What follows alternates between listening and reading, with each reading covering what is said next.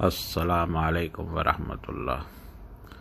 سب پاکستانیوں کو، انڈیا اور بنگلہ دیش کے آدمی کو میں بتا رہا ہوں کہ جن کی فیملیاں ادھر آئی ہوئی ہیں سعودی عرب میں وزٹ ویزا پہ، تو جو تبوک کے ساتھ 109 کلو دور بارڈر ہے حالہ عمار، وہاں سے وزٹ ویزا والوں کے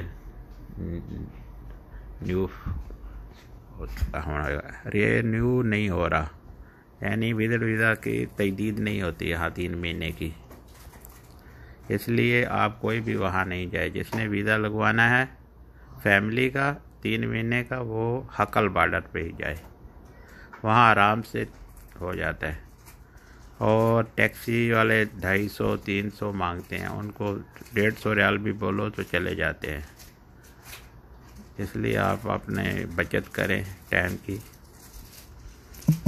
السلام علیکم ورحمۃ اللہ وبرکاتہ۔